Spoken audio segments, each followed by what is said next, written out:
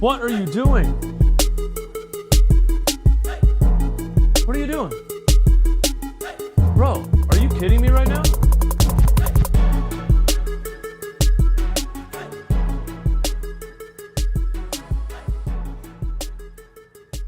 Running Back Nation, what is good?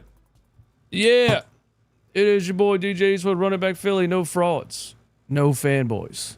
Never have I ever had an intro.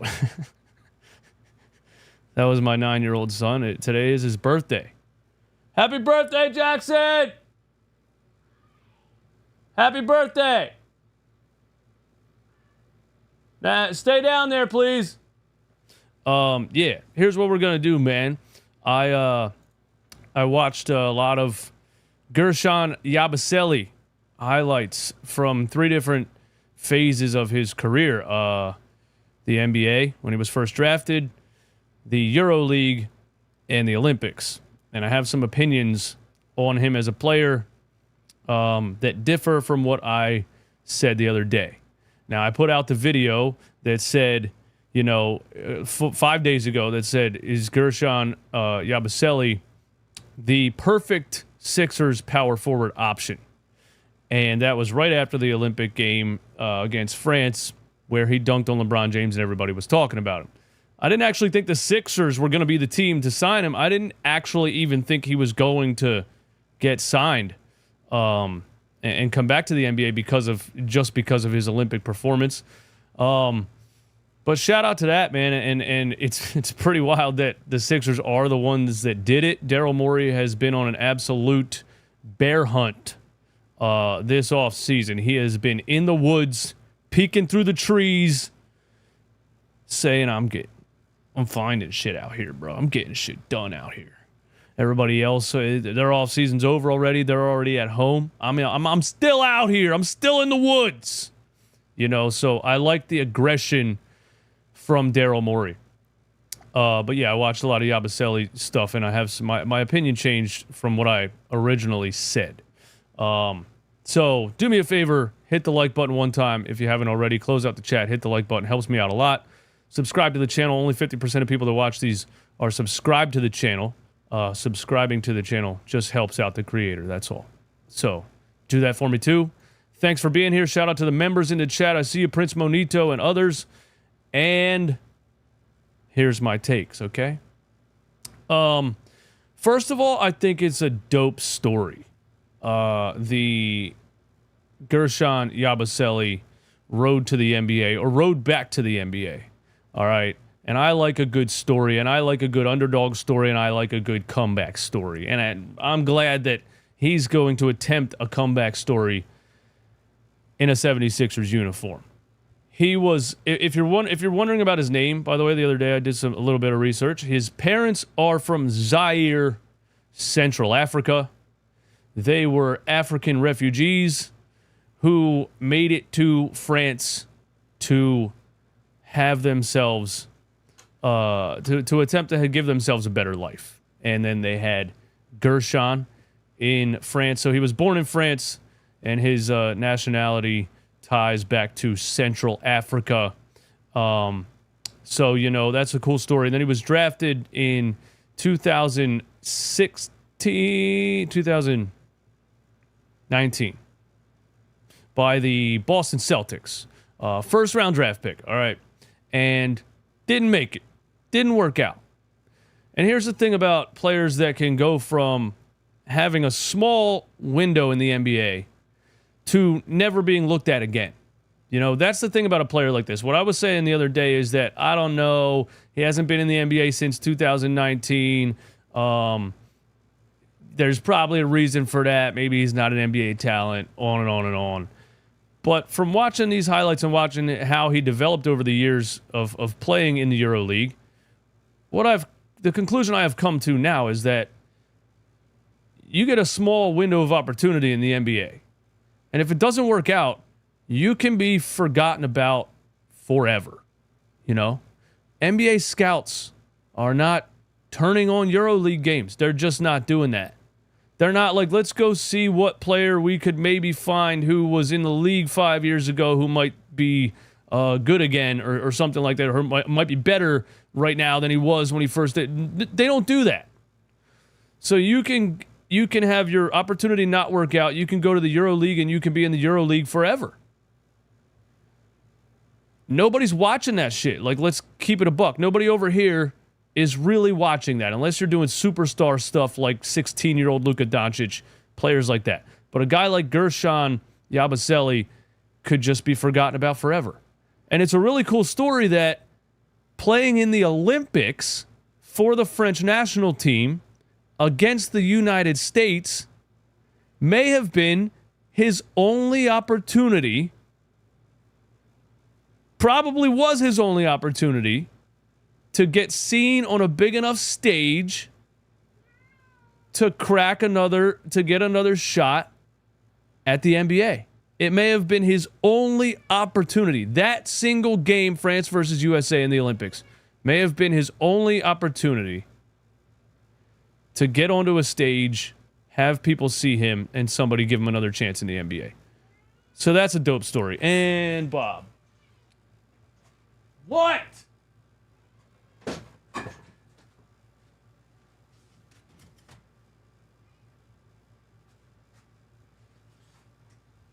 Jesus! Can I just do a YouTube show, please?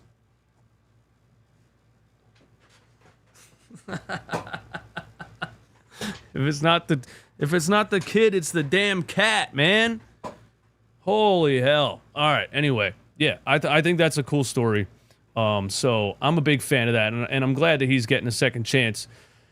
And I like the fact that it's in a Sixers uniform. Another just player for us to root for, a comeback story for us to root for. There is, I would say, 4 levels of fan reaction to the Geurschon Yabusele signing. There's the very positive. There's the people that are in the chat saying, this guy is a star. This guy could be starting on NBA teams, and we got him for a major steal, you know. Then there's the second level, which is, this is cool. He might have NBA talent. He may have gotten forgot about, like I just said, when he went to the EuroLeague. Maybe he'll work out. Maybe he'll come off the bench. Maybe not. Either way, it's worth a shot, right? Then there's negative, which is, this is a waste of a roster spot. He's not an NBA talent. Then there's super negative, and these are the people that are just absolutely miserable. They hate everything, and in their free time, they write restaurant reviews and argue in YouTube comments. These people are saying things like, we are going to regret this move. I just saw a tweet today that said that. Trust me, we're going to regret this. Bro, regret what? You're signing a guy to a 1-year deal on the last roster spot. He might be good. He might actually contribute to the team, and he might add depth to the team. But if he doesn't do that, it doesn't fucking matter. At all. It's crazy that somebody would even think this matters that much. You're just giving somebody an opportunity. Maybe he contributes. If he doesn't, it does not matter. So, there's the 4 level of fan reaction. What are your guys' initial reactions to the Geurschon Yabusele signing? Most of his highlights are 3-pointers. I agree. When I was watching it, I agree with that too. And I'm going to talk about the fact that we you know, one of the narratives is that he can't shoot, and he didn't shoot well in the Olympics. So I just said, this guy can't shoot. You know, it's going to be hard for him to get minutes. And then I watched the highlights, and I'm like, why are all the highlights him shooting? He shot 41% from 3 in his EuroLeague career. So, and that's over 100-game sample size. He shot 28% from 3 in the Olympics, 6 or 7 game sample size. So he did not shoot great in the Olympics over the course of those 5 or 6 games. But he's been a pretty good 3-point shooter, really, his whole career. So, you know, that's interesting too, because if he does show that he could stretch the floor, maybe he earns, you know, a bigger role. The main thing I want to say is that when he first came in the league, you know, his early Boston Celtics highlights, if you watch them, he's noticeably bigger and slower than he is right now. He played the game a lot more like a grounded power forward center at the time, his early career. And he just looked like very raw, not a whole lot of basketball talent, and a big body who was trying to fit in, trying to stretch the floor a little bit. But you didn't see flashes of much like combo type of skills. What he looks like now is, first of all, he looks slimmer, more muscular. He looks legitimately less fat and more muscular. He's in way better shape right now than he was when he first came into the league.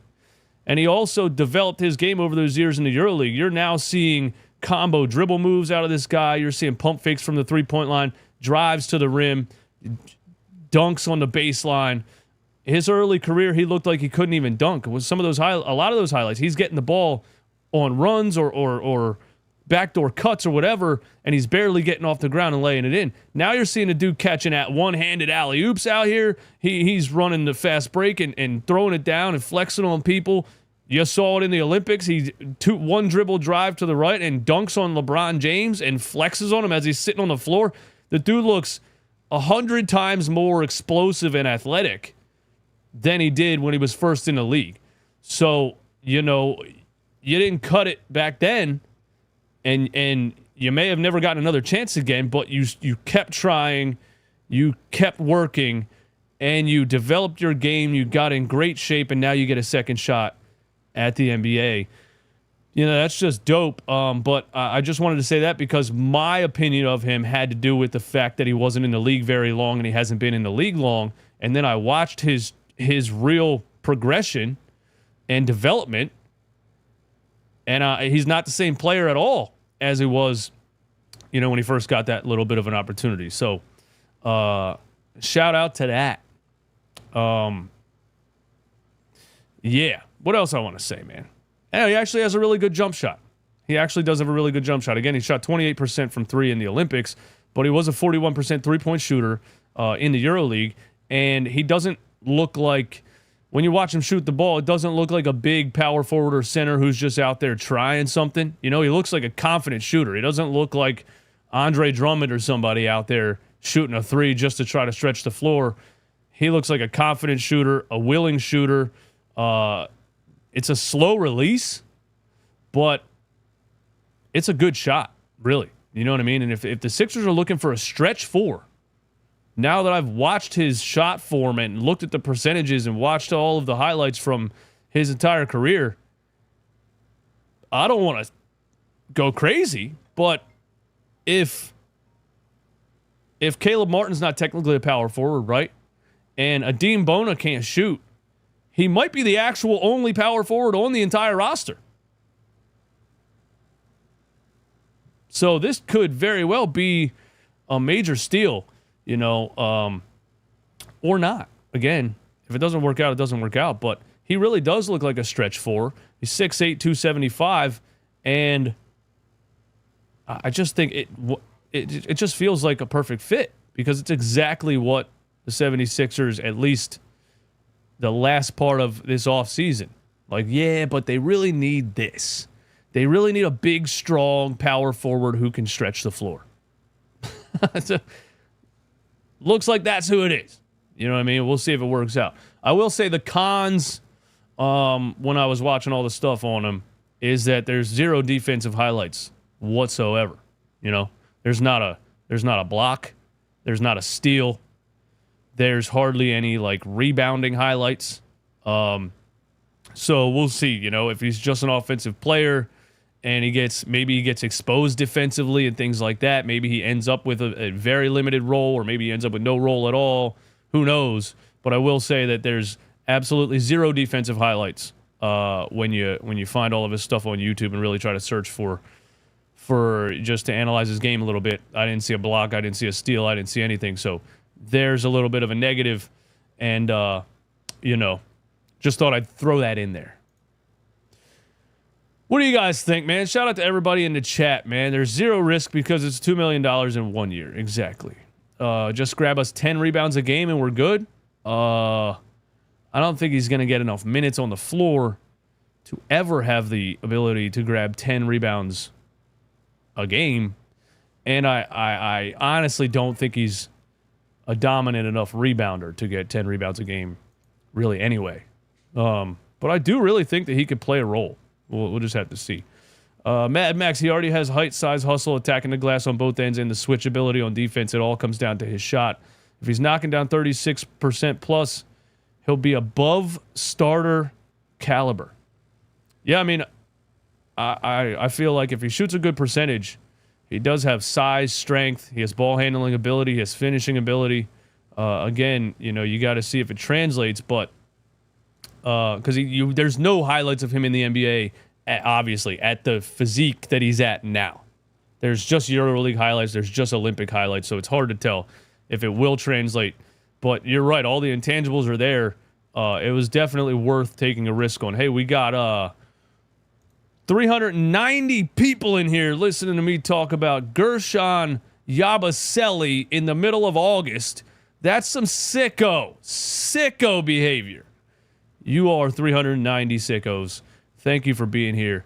And hit the like button for me one time. Give me 390 likes. There's all my takes on him. I have a couple of quotes from him from an interview that just took place a couple of days ago. And then we're going to look at the Sixers roster and just make a quick little record prediction and look at what the total roster looks like. Prince Monito, my man, member of the channel, I think he can outplay his contract like Kelly did. My question is, can his game physicality translate to the NBA? Should be fun. I agree. Van Cotta with the super chat. Thank you for the super chat. I wish you good luck with Paul George. Hey, thank you. I don't know if you're being facetious or not. I don't know if you're being sarcastic or not. But yeah, we're going to talk about a couple of quotes from him in an interview about his coming back to the NBA, and then we're going to look at the roster and give a little bit of a record prediction. But first, this is brought to you by our friends at Game Time Ticket app. Go to gametime.co or download the Game Time Ticket app. Use promo code CLNS for $20 off. We're right here. We typed in 76ers on Game Time. They're all in here already. You want to go to Sixers Bucks Game 1? Here you go. And here's how Game Time works. The tickets get cheaper as the event gets closer, and Game Time gives you little tags right here. This one says cheapest, so you can click on the absolute cheapest ticket. If money's tight and you just want to go to a game, you go right to Game Time, you click on the cheapest ticket. Bam, you're in the building for $49. And you take $20 off of my promo code. You're in the building for math, $29. All right. Then there's great deals, $151 bucks, and you're right there. Use Game Time to get all of your sporting event tickets. Take the guesswork out of buying NBA tickets with Game Time. Download the Game Time app, create an account, use code CLNS for $20 off your first purchase. Terms apply. Again, create an account, redeem code CLNS for $20 off. Download Game Time today. Last minute tickets, lowest price guaranteed. I'm helping y'all get to a Sixers game, man. All right? Thank you to Game Time for sponsoring the channel. So in the interview that I found, there wasn't much, but they were just asking, these dudes were just asking him, and I'll put the link in the description of this stream if you want to come back, or you can just YouTube his name and the interview pops right up. They were asking him a lot about his early days in the NBA and going back to the EuroLeague and things like that. And here's what he said about his time in the NBA. It's a fast game. The hardest part was playing time. I got drafted by a good team. It was the Boston Celtics in 2019. I didn't get any playing time, he said. Straight up, and yeah, so a player like that can get drafted in the first round. And he did look out of shape compared to what he looks like now. Nobody really knew that he could look like what he looks like now because you were just seeing a big, slow, very raw power forward or center who was only 6'8", so he would have been an undersized center, and he didn't get any playing time, and he didn't get any time to develop, and this can happen to a lot of guys, and then you're gone. You're in the EuroLeague forever, you never get another chance. So he's right about that. The hardest part was the playing time. I got drafted by a good team. He's, if he would have been drafted by a bad team, probably would have got much more of an opportunity to hang around for a little longer, develop, and get into better shape and things like that. And he might have stuck around and developed through the NBA. But yeah, he didn't get a lot of playing time because he was on the Boston Celtics, and then that was it. And he went to the EuroLeague. Another quote that he said about returning to the NBA. You know, he said it was a dream of mine from the time I was a little kid to go to the league. I went there. It didn't work out. So for me, it's unfinished business. I like that. Revenge. Not really revenge on anybody in particular, just revenge on your story, you know? Unfinished business, because he always wanted to be in the NBA. He always felt like he could be an NBA player. Didn't work out when he was here, and now he gets a second chance. And so, you know, the fact that he put in the work to get into the shape that he's in and develop his game the way that he did, this dude's going to work hard. He's going to work hard. He's going to have a chip on his shoulder. I mean, throwing down a dunk on LeBron James in the Olympics, that's a chip on your shoulder. And he plays with a chip on his shoulder. He plays aggressive. He plays angry. He plays with a motive, you know? And I think when he gets on the court in the NBA, if nothing else, you're going to see somebody who's going to try hard. And he's going to try maybe harder than anybody else. Because he knows my first shot didn't work. This might be my only second shot. This might be my last shot. This is probably my last shot. You know? So, shout out to that, man. I'm happy about that. And I'm excited for him to get an opportunity. And again, if it doesn't work, it doesn't matter. It's a last roster spot. I don't want to be overly optimistic about it. I don't want to say, this is a dog who's going to go out here and dunk on everybody. You know what I mean? I'm trying to be a little more reserved with my reactions heading into this season. But we are going to look at the Sixers roster as it is right now. Try to give a little bit of a record prediction. All right? Because when you look at it on paper, shout out to everybody, 407 in here. Hit the like button one time. Get me up to 5. Get me up to 500 live. Let's go. And listen to us on Apple Music and Spotify also. And let me know in the chat. Give me your predictions in the chat. Do you think Geurschon Yabusele will get no minutes? Will get limited minutes? Will play a bench role? Or will ascend to becoming the star power forward that he always believed he could be? I don't know. I don't have a crystal ball. I always laugh at people in the comments that are like, this ain't gonna happen, this ain't gonna. Tyrese Maxey's not gonna be a superstar. Tyrese Maxey's never gonna be an all-star. He's not this, he's not that. You know, these crystal ball nerds are always in their basement on the couch predicting the future. I can't predict the future. Here's the 76ers roster as it looks right now. Shout out to NBA World 24 on Twitter. The 76ers rotation is looking stacked going into this season. Tyrese Maxey, Kelly Oubre, Paul George, Caleb Martin, Joel Embiid, Kyle Lowry, Jared McCain, Eric Gordon, Ricky Council, KJ Martin, Geurschon Yabusele, Andre Drummond. We can definitely say, on paper, this roster is way better than any Sixers roster since maybe 2019 Jimmy Butler roster. And again, there were some deep flaws in that roster, but they did actually get to the second round, almost got out of it, lost on the luckiest shot of all time. Of course, those things only happen to the Sixers. It would be the only Game 7 buzzer beater in history. But on paper, this roster looks very good. Things that I am not sure about still. Shooting guard, Kelly Oubre. I don't think Kelly Oubre is a shooting guard. I don't think that even makes any sense to call Kelly Oubre a shooting guard. You could see throughout the season Eric Gordon become the starting shooting guard. He's 57 years old. I don't know what to say. Maybe you could see Jared McCain end up having heavy shooting guard rotational minutes. You could see my prediction still, which is what happened last season.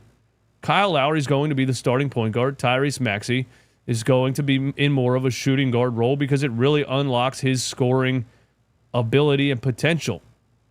And I don't think Kyle Lowry has to be great in that role. He just has to be decent defensively. He has to be a catch and shoot three-point shooter, which he still is. And then just give the ball to Tyrese coming off them screens, baby, and let's get to work, you know? So I don't think Kyle Lowry starting at point guard is as crazy as everybody makes it sound. Or you could just say, hey, it's positionless basketball, man. We got talent. We're going to put the 5 guys out there that we think fit the best and work the best together. And, you know, but I'm excited for this roster. And I will say this. Daryl Morey, in his first actual season with cap space, ability to build his own roster, because even last year, really the roster was just players that were thrown in the James Harden trade, you know. And yeah, Daryl Morey started that. It's his fault. We were in the James Harden situation because he was so obsessed with the guy. He has a life-size painting in his house, in the entrance to his house. What kind of man has another grown man a life-size painting in their house? I'm not judging. But I'm sure that painting is no longer in his house, and James Harden is no longer on the Sixers. But the first time that he actually got cap space and the ability to build his roster the way that he wants to build it, he went bonkers this offseason. I mean, he went balls to the wall. Pause. Re-signing Kelly Oubre. Stealing Caleb Martin from the Miami Heat. I mean, Caleb Martin lost money on that deal. He needs to fire his agent. Andre Drummond. Steal. You got Andre Drummond as your backup center, bro. That's crazy. Think about that. Drafting Jared McCain, I still think Dalton Connect. Oh, dude, you put Dalton Connect there? Come on, man. But anyway, Daryl Morey like Jared McCain. Re-signing Ricky Council. I think Ricky Council is going to have an impressive season if he gets the playing time that I thought he should have had last season. KJ Martin on the balloon deal, so there's still something that could happen at the trade deadline. And then the Geurschon Yabusele, you know, he balls out in the Olympics, and Daryl Morey says, I want that guy. Give me that guy. So Daryl Morey did a great job. Let's make a record prediction before we get out of here, okay? Shout out to everybody in the chat. Thanks for hanging out with me today. On a Monday in the middle of August. Monday's over. August is almost over. That means we only have... Yeah, I'm advancing it a little bit. Today is over. Today no longer exists, which means August is almost over, which means we only have 1 month until NBA training camp starts. I love it.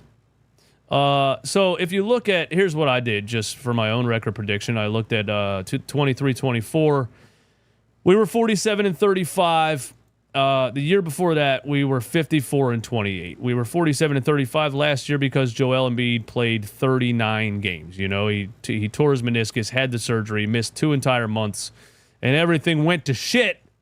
And we fell all the way to the 7th seed and got bounced in the first round. Joel averaged 30, 10, and 6 after surgery in a damn playoff series. The guy's a warrior. But if you get a healthy Joel Embiid season, at least as healthy as he was in 22-23 before he got hurt in the playoffs again, the 76ers were 54-28 in the 3rd seed in the East. And I think everybody would agree that at least on paper, their roster right now is better than it was 2 years ago when they were 54-28. They had James Harden at the time. They had damn Doc Rivers playing PJ Tucker at center, George Niang at center. They had Montrezl Harrell out there. They had Dwayne Dedmon out there. This wasn't a very good roster outside of Joel Embiid and Tyrese Maxey, and Joel was unanimous MVP, and they went 54-28. So you got much more firepower, much more 3-and-D talent, a backup center. There's no reason why they shouldn't be 5 or 6 games better than that 54-28. So I'm going crazy right now. I'm right here with Brian Mitchell in the chat. The 2024-25 76ers, if they stay healthy, I'm knocking on wood as I'm saying this, are going 60-22. And they will be the second seed in the East behind the Celtics by 1 game. That's my prediction. Would love Jay's prediction right here, 82-0. There, of course, will be ups and downs throughout the season. There will be massive overreactions. The Sixers will go on a 5 or 6 game losing streak, and we will all think that the sky is falling and the team's falling apart and everybody needs to be traded and fired. It happens every season, and then we get it back together. Kind of like the Phillies right now. They went on a pretty bad slump. This is what happens throughout the course of a season. Everybody, oh my God, fired a manager. Oh my God, Bryce Harper's overpaid. Oh my God, this, oh my God, that. And now they're starting to win again. Everybody calm the down. I'm from the outside looking in when it comes to the Phillies. Sixers, I'm the guy on the inside freaking out, and I got the people on the outside telling me to calm down. I'm gonna try to be a little bit more calm this year. Probably it's not gonna happen. Who cares? Why would I even try that? I'm excited about Geurshaun Yabusele. I can't be calm. But there's my record prediction, man. 60-22.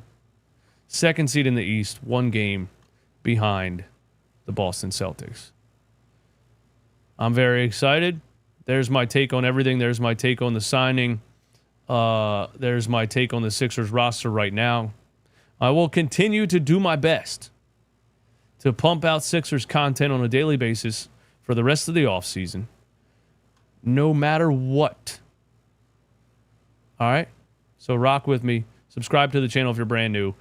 Give me a like right now if you haven't done that already. 481 people in here. Thank you for hanging out with me on this beautiful Monday. I will see y'all very soon. I love you. Have a great